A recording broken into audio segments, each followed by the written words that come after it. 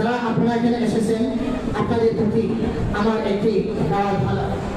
আপনারা জানেন বিভিন্ন প্রাইভেট প্রতিষ্ঠানের মধ্যে বিভিন্ন সময় বিভিন্ন কুশলটি ভাবে খারাপ নজরে লাগে, এবং একটা প্রতিষ্ঠান যখন দিন দিন আস্তে আস্তে সুন্দর হতে শুরু করে, তখন অনেক সময় বিভিন্ন কুশলকর্ম হয় ওই প্রতিষ্ঠানকে বন্ধ করার জন্য তারা কি করে, সুগন্ধ করে।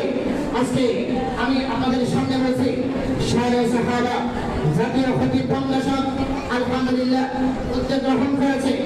আপনারা যে সমস্ত পরের মাদ্রাসা কোনো জালেম যদি আল্লাহর এই জমিনে প্রতিষ্ঠান নিয়ে আপনার বিরুদ্ধে ষড়যন্ত্র করে, কিংবা আপনার শিক্ষকদের বিরুদ্ধে ষড়যন্ত্র করে, কিংবা কোনো প্রতিষ্ঠান পরিচালকের বিরুদ্ধে ষড়যন্ত্র করে, আপনাদের আর চিন্তা রাখতে হবে না। ইনশাআল্লাহ শায়রে সাহাবা জাতীয় খতিব ফাউন্ডেশন নিয়মিত আপনাদের পাশে থাকবে, নিয়মিত আপনাদের পাশে থাকবে। আলহামদুলিল্লাহ আপনারা সর্বশ হবেন আমাদেরকে আইনি সহযোগিতা করার জন্য। আপনারা জানেন বিএনপির আইন উপদেষ্টা ব্যারিস্টার মাহমুদুল খোকন, তিনি খালেদা জিয়ার উপদেষ্টা, তিনি আমাদের জাতীয় খতিব ফাউন্ডেশনের আইন উপদেষ্টা।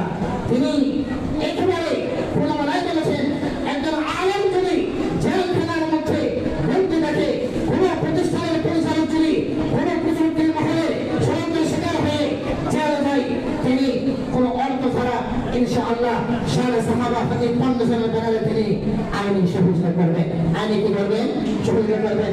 অতএব আমি আপনাদেরকে আহ্বান করবো, ইনশাআল্লাহ আপনারা আমাদের পাশে থাকবেন।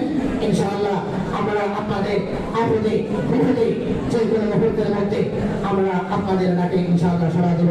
ওয়া আখিরু দাওয়ানা আলহামদুলিল্লাহি রাব্বিল আলামিন। আসসালামু আলাইকুম ওয়া রাহমাতুল্লাহি ওয়া বারাকাতুহু।